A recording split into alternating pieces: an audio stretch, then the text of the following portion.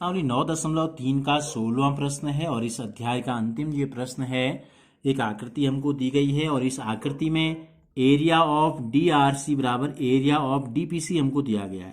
तो देखो कहाँ है DRC, ये D है, ये R है, ये C है, यानी कि इस त्रिभुज का जो क्षेत्रफल है इतने का किसके बराबर है, DPC के बराबर है। DPC यानी कि जो दूसरा त्रिभुज हमारा बचा ये इधर वाला इसके बराबर है, ठीक है।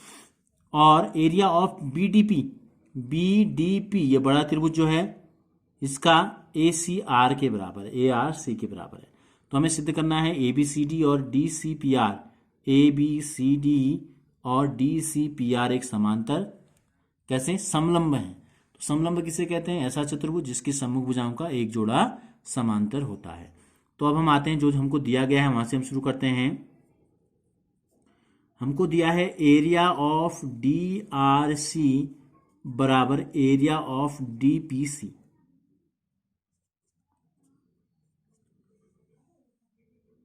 समीकरण हो गया एक, ठीक है।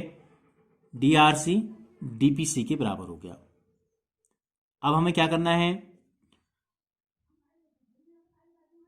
चित्र को देखो ध्यान से, DRC और DPC को ध्यान से देखो। देखो DRC और DPC दोनों किस भुजा पे खड़े हैं, दोनों खड़े हैं DC पर, और दोनों के क्षेत्रफल बराबर हैं दिया है, और दोनों के जो टॉप हैं यानी कि शीर्ष हैं वो एक ही लाइन RP पर स्थित हैं। तो इसका मतलब क्या है, देखो दोनों के एरिया बराबर हैं तो लिख दो चूंकि त्रिभुज DRC व त्रिभुज DPC के आधार समान, कोष्टक में लिख दो DC, तथा शीर्ष जो हैं एक ही रेखा पर है कि रेखा RP पर स्थित हैं। क्षेत्रफल हमने बराबर दिखाई दिए, तो इसलिए क्या होगा, इसलिए ये होगा कि जो आधार है और जो शीर्ष जिस लाइन पे हैं ये समांतर होते हैं, ठीक है। इसलिए DC जो है पैरेलल होगा RP के। तो ये क्या है, प्रमेय है। तो समीकरण नंबर 1 हो गया हमारा। 2 ले लेते हैं, 1 हमको मिला है। तो ये दोनों भुजाएं क्या हो गई, समांतर हो गई। अब अगर किसी चतुर्भुज में सम्मुख भुजाओं का एक जोड़ा समांतर होता है तो वो चतुर्भुज क्या कहलाता है।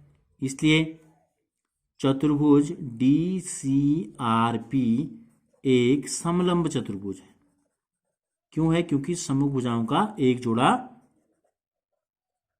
क्या आ गया, समांतर आ गया। अब हम समीकरण क्या करते हैं, एक जो हमको दिया है, दूसरी चीज हमको जो दी गई है वो दी गई है BDP। BDP कितना है, BDP और DCP, ये देखो DCP जो अभी हमने निकाला था DPC, और क्या है BDP। तो BDP में ही शामिल है DPC। तो यानी कि DPC में अगर हम इतना जोड़ दें, DPC में अगर हम इतना जोड़ दें, या हम ये कहें जो हमको दिया है इसको नोट कर लेते हैं, एरिया ऑफ ARC से शुरू करते हैं, ठीक है। DRC हमने इस तरफ लिया इसलिए एरिया ऑफ ARC बराबर है एरिया ऑफ BDP।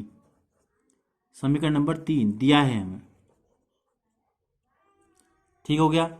अब हम क्या करते हैं, ये जो दो भाग बराबर हैं, देखो पहला देखो ARC कौन सा, ARC, इतने में से इतना माइनस कर देते हैं ये वाला पोर्शन, तो क्या बचेगा, केवल ADC बचेगा। तो एरिया ऑफ ARC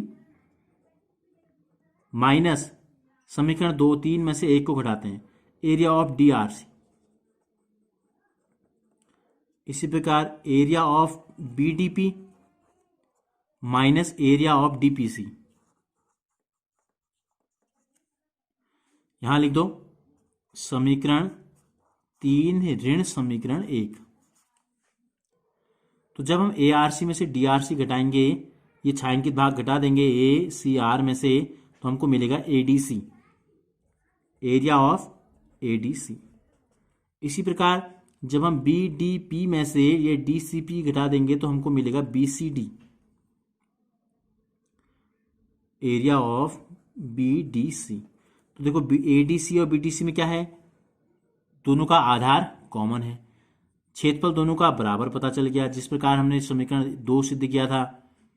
तो इन दोनों के क्षेत्रफल बराबर हैं, दोनों का आधार एक है, दोनों के टॉप एक ही लाइन पे हैं, तो सीधे लिख देते हैं। इसलिए A B parallel D C, A B क्या हो जाएगा, पैरेलल हो जाएगा डी सी के, जो हमने यहाँ लिखा है। तो इससे क्या निष्कर्ष निकलेगा, इससे निष्कर्ष निकलेगा कि चतुर्भुज ए बी सी डी, अगर ए बी और डी सी पैरेलल हैं तो इसका मतलब चतुर्भुज ए बी सी डी एक समलंब है। तो दोनों समलंब हमें सिद्ध करने थे, पहला हमने यहां सिद्ध किया और दूसरे को हमने यहां सिद्ध कर दिया।